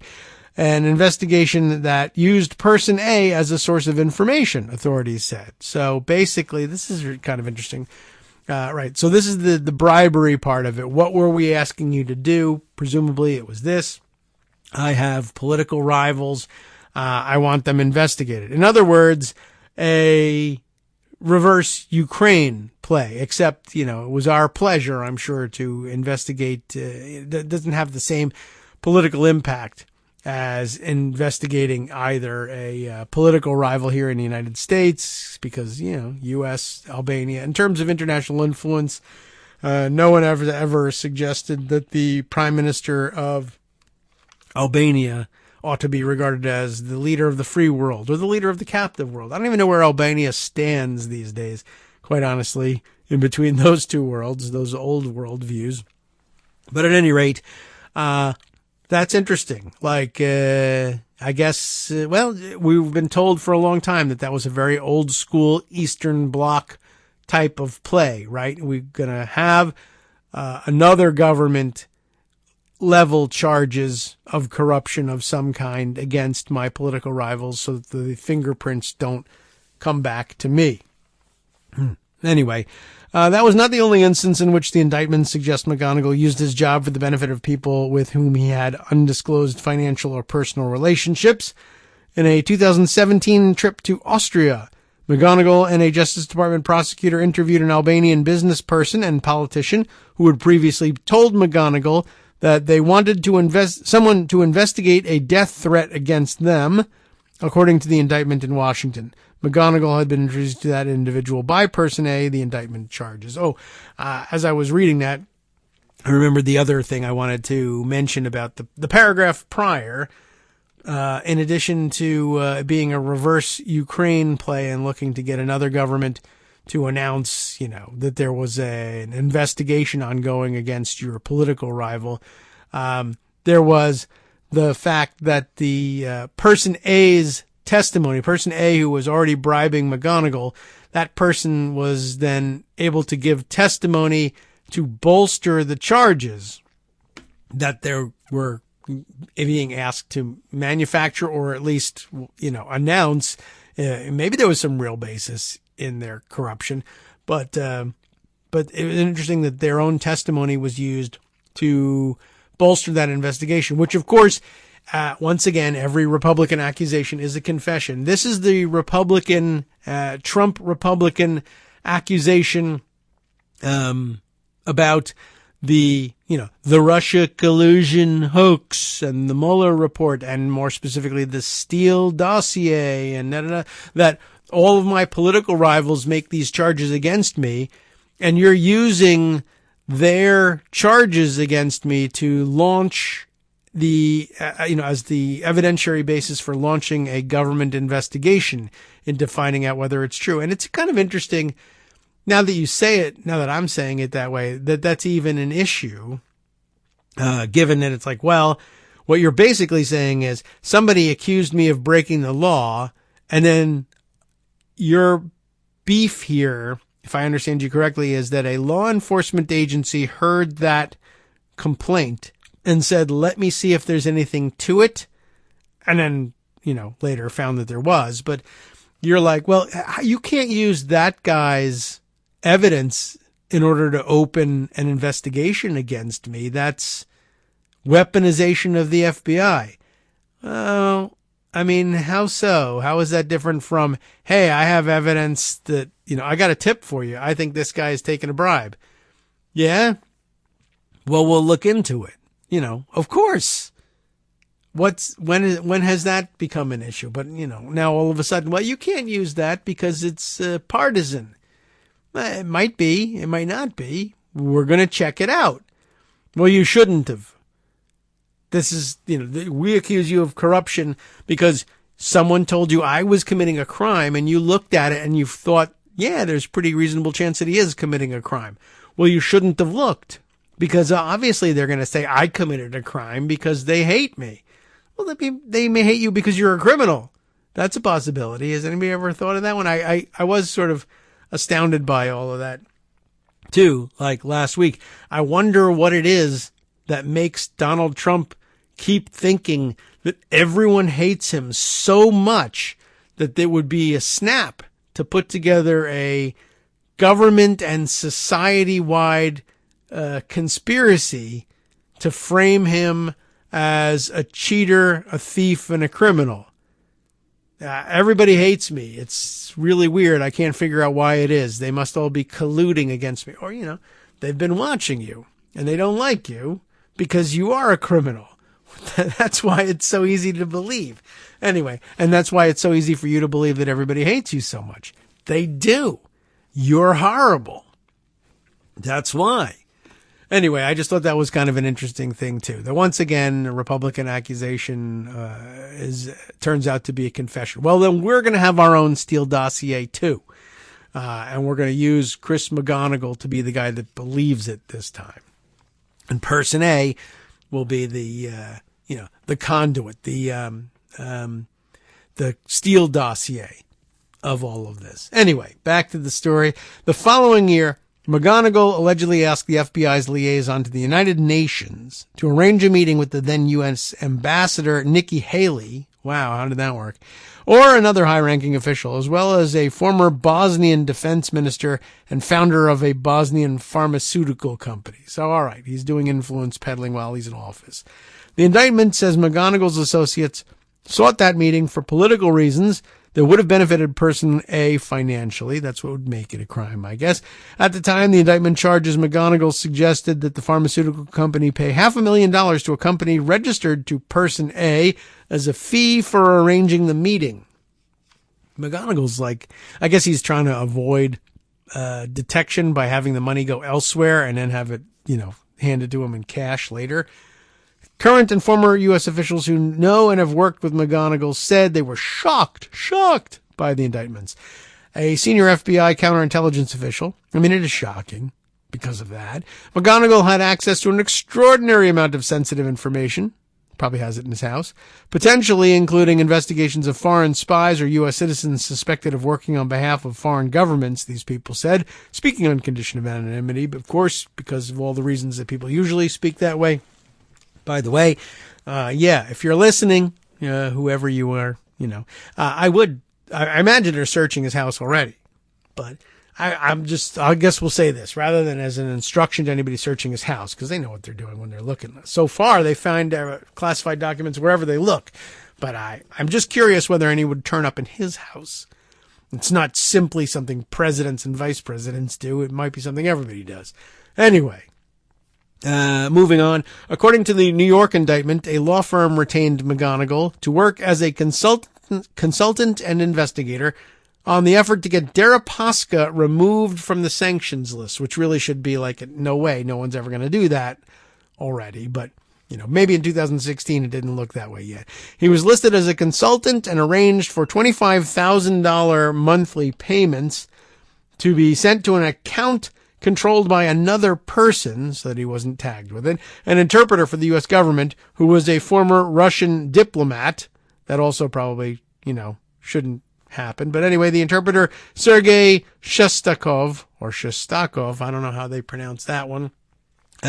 He was also charged, and I guess he's got lots of time on his hands to answer questions about how his name is pronounced, but I think he's probably a no comment at this point. McGonigal's FBI role gave him access to classified information. Yeah, you think? Including a then-secret list of Russian prospects for sanctioning by the Office of Foreign Assets Control, the Justice Department said. That list also included Deripaska before the sanctions were actually imposed. So I guess they were hoping he would be able to intervene and stop them before they were imposed. Reversing them after the fact, I mean, honestly, I would hate to have to be the one to have to walk in and say, ask for Deripaska. Hi, I'm Scott Anderson, the guy that writes the daily summary for this show, Kagro in the Morning. Thank you to everyone that supports this show. Many of you send donations through PayPal, Patreon, Square Cash, Radio Public, and so on. Some of you write your own essays and send them in, or read articles with your own commentary. We appreciate it. Now, some of you are listening to this and thinking, I'd like to help, but isn't there something I could do that wouldn't require money or effort? Why, yes, there is. You can just like us. On Daily Kos, they call it the recommend button. YouTube has a thumbs up. There are hearts and likes and love buttons. Tap our love button. Tap our love button every day. Share our shows and summaries on Facebook and Twitter, YouTube and iTunes, Stitcher and Amazon. Most of these places allow you to write a review, so a sentence or two would be great. Recommend us to social media, or tell your friends to listen to the show. You aren't just helping us, you're helping them find their new favorite thing to listen to. You could change the world. So thank you in advance from me and everybody else in the world.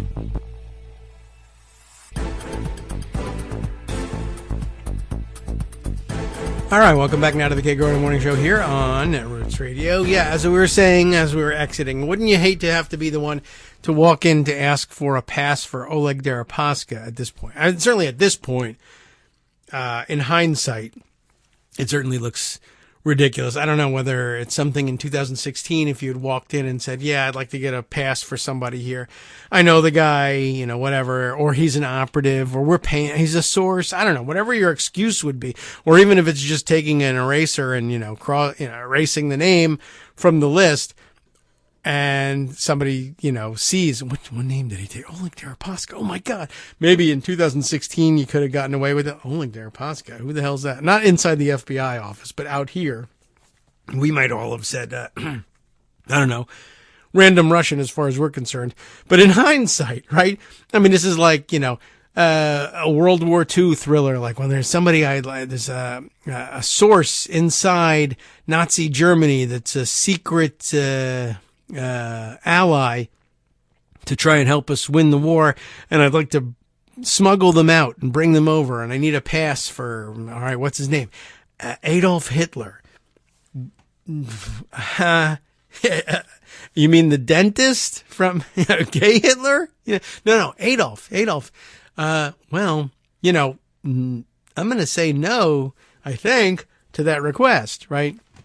At this point, the guy, to be the guy in charge of saying, well, there's one of these oligarchs, there's thousands of them. I'd like to take off the list. Oleg Deripaska. What, are you kidding?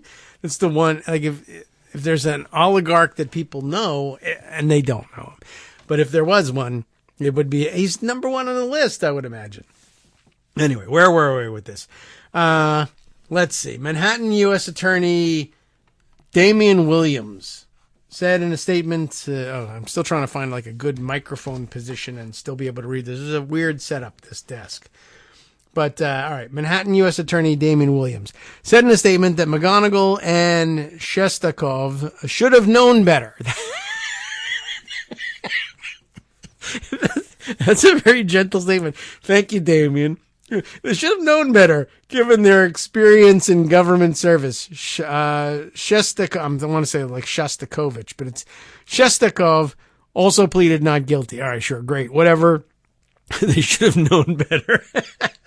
Naughty, naughty boy. You're going to go in the naughty box. Wasn't it the I can't remember what was the terminology we were using for Boris Johnson being in the naughty bin or something. Anyway, a U.S. attorney, let's see if the U.S. attorney for D.C. is any harsher. This is Matthew Graves, called the alleged cover-up of foreign contacts and financial relationships a gateway to corruption.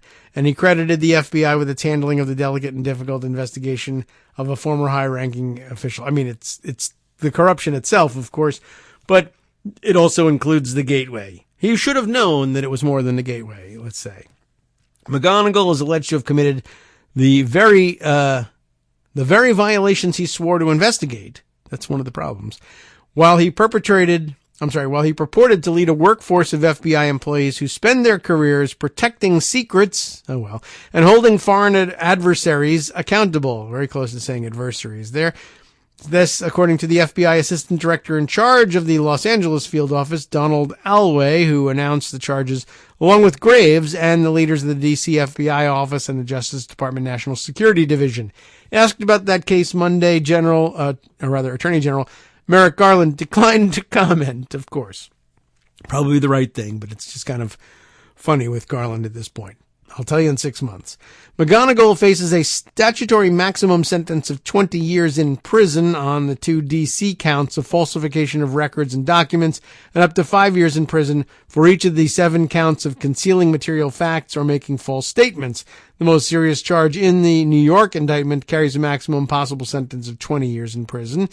McGonigal joined the FBI in 1996, working in Washington, New York, Washington, Baltimore, and Cleveland. Along the way, he was involved in some of the most sensitive and high-profile intelligence cases in the U.S. government, including the conviction of former National Security Advisor Samuel Berger for knowingly removing classified documents from the National Archives. I think we all remember that one. In 2010, McGonigal was tapped to lead the task force probing the anti-secrecy group WikiLeaks. What do you know? The charges against McGonigal alarmed his former colleagues, in part because of his depth of knowledge of so many elements of U.S. espionage. The CIA knew he should have known better. Exactly. Well, duh.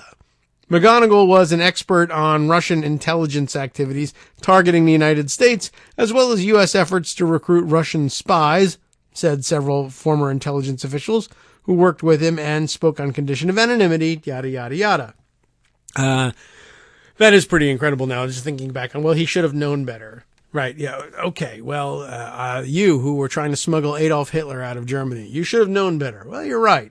I mean, technically that does cover it. I should have known better, but I don't think it goes as far as it could have in expressing the seriousness of the charges.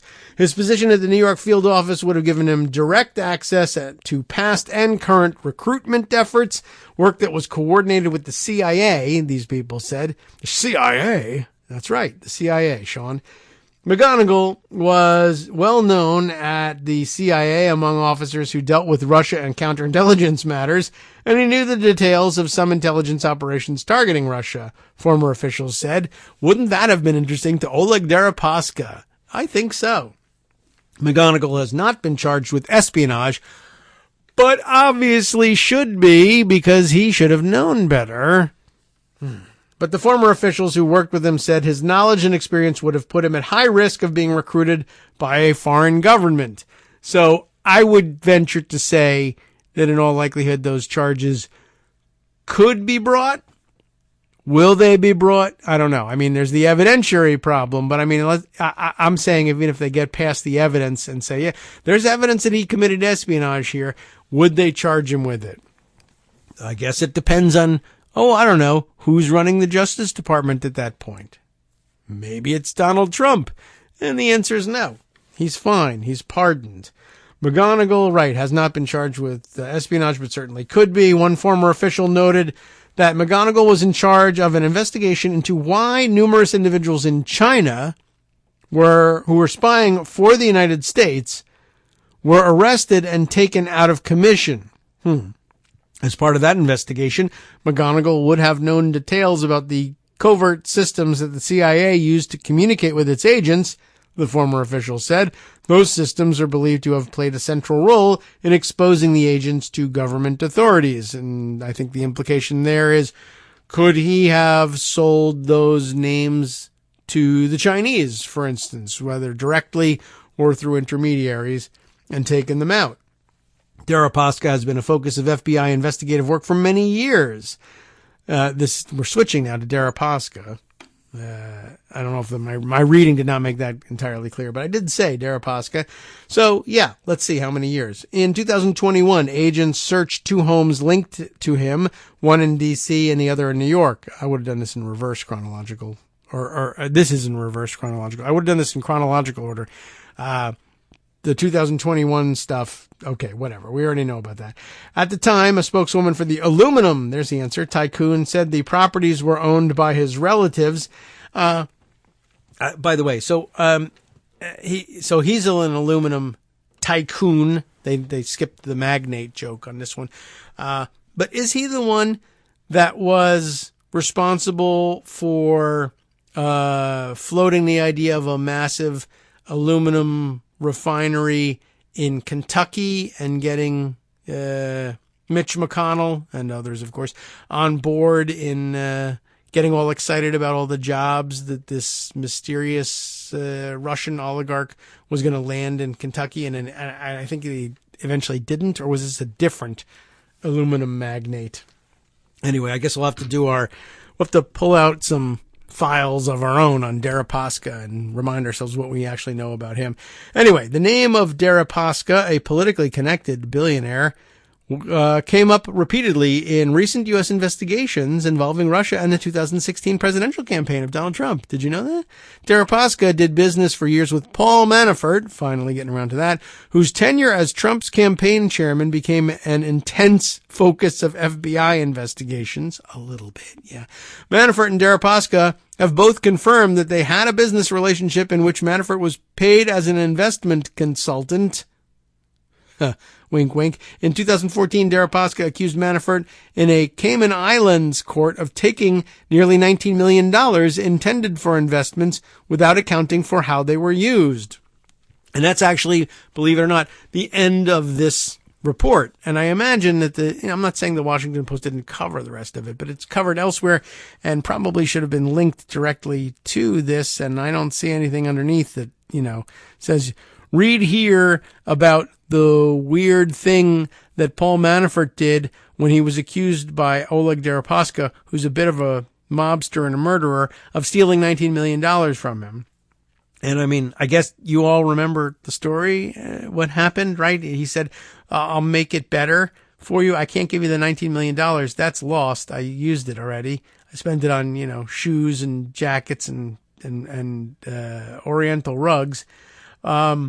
But I can make you whole. That was the actual, the quote that he used. By giving you information on the Trump campaign. As a matter of fact, you guys, you work for Putin. Putin wants Trump elected. I'll work mysteriously for a guy who's so greedy and who steals $19 million. I will agree to work as the campaign manager or the effective campaign manager for Donald Trump's 2016 presidential bid for free because I just believe in him so much. And also you have a financial interest in seeing this happen, and you would otherwise have to foot the bill for the Trump campaign. I will take one of the expenses off your lap, in addition to which I will give you private briefings on what's going on in the campaign and eventually access to private internal polling information that would be very useful for the targeting of an influence campaign by the Russians. I wonder if you might have some interest in that material, because I'd love to do it all for free because of how ungreedy I am. That's the Paul Manafort, Oleg Deripaska arrangement. And the guy who was supposed to be investigating Deripaska was in fact on the take from Deripaska. And I guess in order to continue to conceal that and in order to continue to get paid by Deripaska, might have used his position in the FBI New York office to say things like, yeah, Hillary Clinton is totally corrupt. And yeah, Donald Trump totally isn't. And there's no collusion and there's no evidence of any collusion. And this is all nonsense. Look the other way because I'm making good bank on this.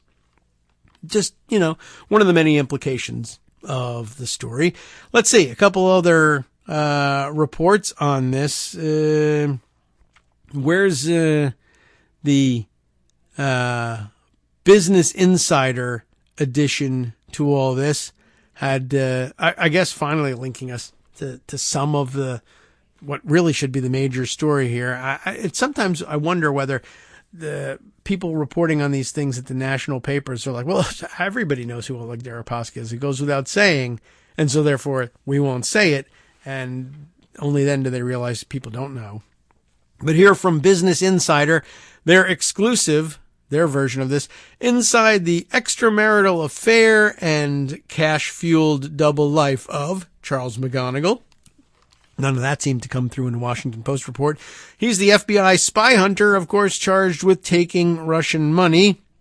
That is their headline. And, oh, yeah, I'm not even going to have to go to the pocket version of this one. How wonderful. Matthias Schwartz produced this for us on January 27th.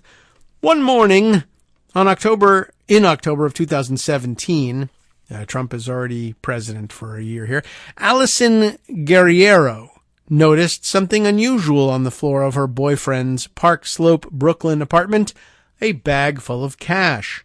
That is unusual. There it was, lying next to his shoes near the futon, the kind of bag that liquor stores give out. Inside were bundles of bills, big denominations bound up with rubber bands. It didn't seem like something he should be carrying around. After all, her boyfriend, Charles F. McGonigal, held one of the most senior and sensitive positions in the FBI. Where the F is this from? She asked, and she used the real naughty word here. Oh, you remember that baseball game? McGonigal replied. According to Guerriero's recollection, I made a bet and won. It is interesting at this point. I mean, there's no real reason to tie the two of them together. I'm just sort of pointing out that, hey, mysterious cash, Charles F. McGonigal. And you know what the F stands for? Charles McGonigal, who are these people? Where did you get this cash, Charlie McGonigal? Baseball thing. There's a baseball thing. All right. Interesting. Brett Kavanaugh. Is his middle initial M? I don't know. Brett M. Kavanaugh. I seem to remember it as an M. I don't know. Maybe it's not. Brett F. Kavanaugh. In fact, F. Brett Kavanaugh. Where did you get all this money? You were working as a federal judge. We know what their salary is, $100 and something thousand. You're belonging to fancy Chevy Chase, suburban Maryland country clubs. You got season tickets, which are an enormous expense to the Washington Senators. Yada yada yada. Suddenly your credit card debt is through the roof. It's all been paid off. Where did you get this money? It was a baseball thing, wasn't it? It was some kind of baseball thing. Totally different, totally unconnected, I'm sure. Wink, wink. But, just another weird thing. Right? I bought these season tickets, but I bought them for friends, and then they paid me back. Yeah. Interesting. And they paid you back the cost of your, of all your, credit card expenses, as opposed to the cost of the box, though, right? I mean, no, probably not. But I just found that weird. Just wanted to throw that one in there just to spread more suspicion about people who really deserve it. But this is McGonigal's reply to Guerriero. I made a bet and won, and it got paid off in cash, and it's sitting here on the floor. And I didn't tell you about it. Guess what? I mean, honestly, really. Boyfriend got the mistress. He makes a big bet. Obviously he's lying. He would have run right to her. Guess what I just won? It's unbelievable. McGonigal had 2 high school age children and a wife, or an ex-wife, that is in scare quotes, as he sometimes referred to her, back at home in Chevy Chase, Maryland. Isn't that interesting? Chevy Chase again. He would return there once or twice a month, but McGonigal had led Guerriero to believe that he was either divorced or soon would be. She didn't question his story, nor did she question the story about the big bag full of cash.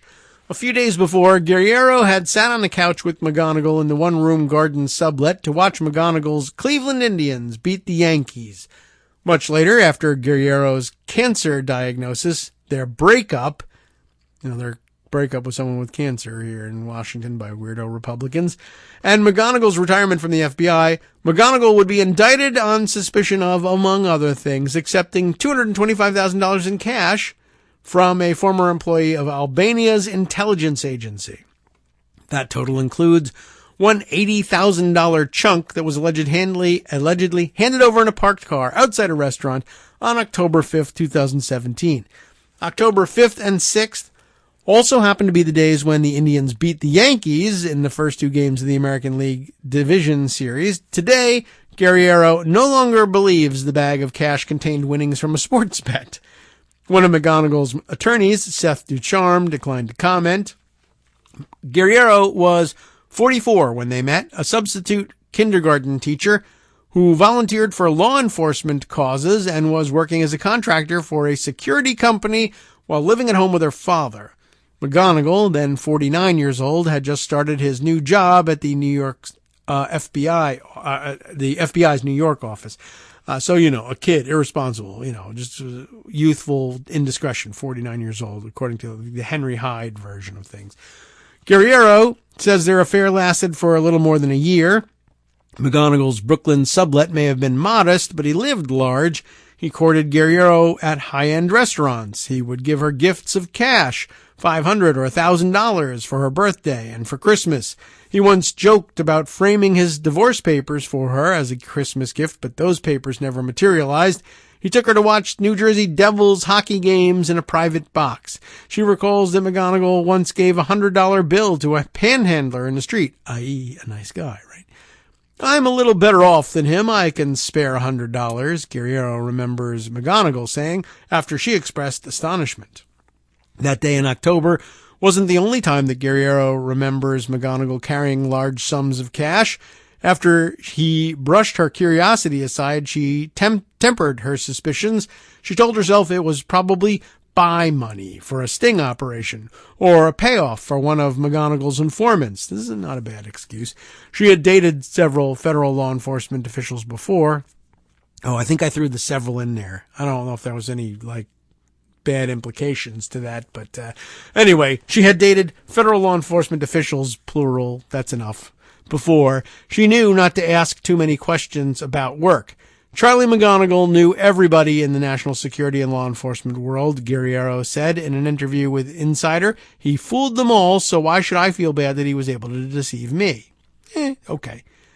I don't blame her in any way in this. But anyway, the dual indictments lodged against McGonigal earlier last week in New York and D.C. are the culmination of a grand jury investigation that an Insider exclusively reported on last year. I did not realize that. And they lay out breathtaking allegations of subterfuge and corruption. But Guerriero says that McGonigal's deceptions extended beyond his duties as a counterintelligence chief and into their personal life. Two sources who knew both McGonigal and Guerriero in New York told Insider that they believed Guerriero's account of the relationship, including her claim that McGonigal had led Guerriero to believe that he was effectively single. And Guerriero's father told Insider that McGonigal would regularly drive to his house, where Guerriero lived, to pick her up. I was deceived about it, Guerriero's father said. He seemed to be a straight shooter. Oh boy. If I'd known he was married, I would have said something. Federal prosecutors charged McGonigal with money laundering and making false statements in his mandatory employee disclosures to the FBI. He was also charged with taking money from a representative of Oleg Deripaska, the Russian oligarch who McGonigal had once himself investigated in violation of U.S. economic sanctions against Russia.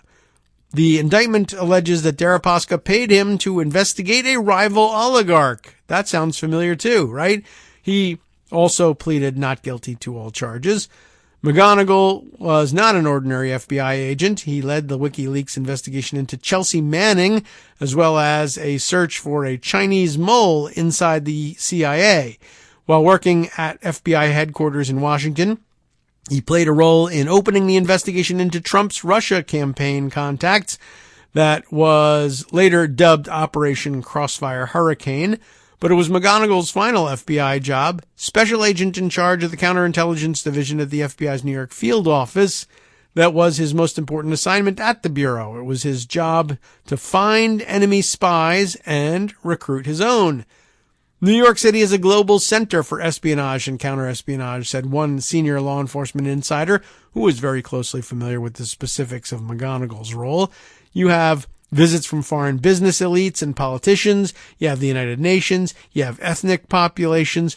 Who runs the pitches to recruit spies from all those other countries? The FBI. So the access you get at that job is extraordinary. It's almost bottomless.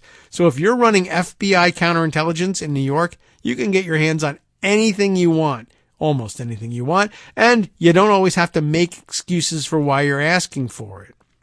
Great place to sell your influence. The impact of the McGonigal indictments is still rippling out through the law enforcement world. The charges accuse an official at the heart of the Trump-Russia investigation of secretly selling his own access, accepting bundles of cash in surreptitious meetings with someone who had ties to Albanian intelligence.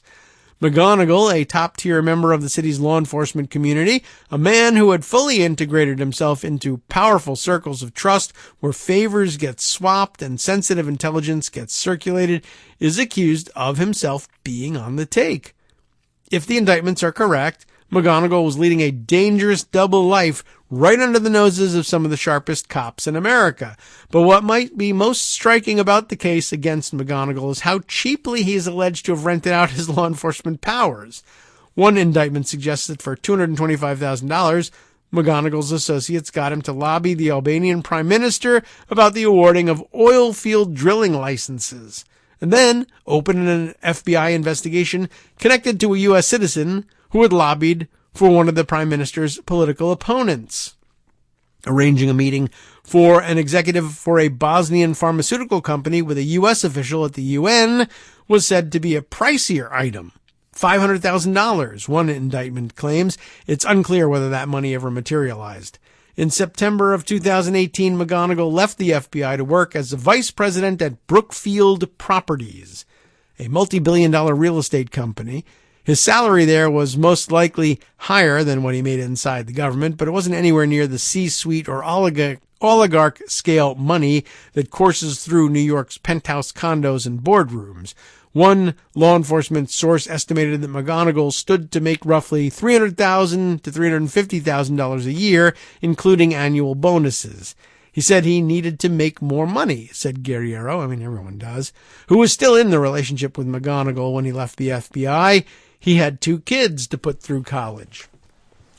So do I, but I've never considered that. But all right, I'm not in any position to do it. But still, you can send 2 kids through college without $350,000 a year. It helps, but all right.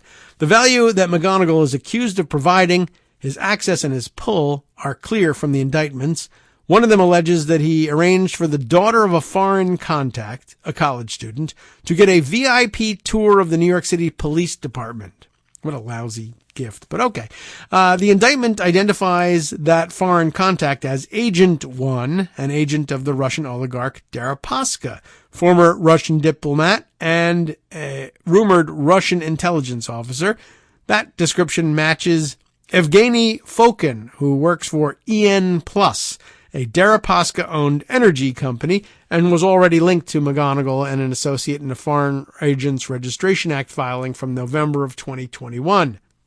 Agent 1's identity remains unconfirmed. Neither Fokin nor EN Plus responded to requests for comment. A person familiar with NYPD's arrangement said the daughter was a guest, not an intern. She didn't have an independent access to police facilities, they said, and was given no work to do. But it sounds like more than just a VIP tour, doesn't it? Given no work to do. Of course not. She was on a tour. Guerriero recalls McGonigal using FBI resources for their relationship. Once, they had sex in an SUV that she understood to be federal government property. After she was found to have breast cancer, Guerriero recalls, McGonigal would occasionally send her a junior agent in an FBI sedan to give her rides from New Jersey to her cousin's apartment in New York.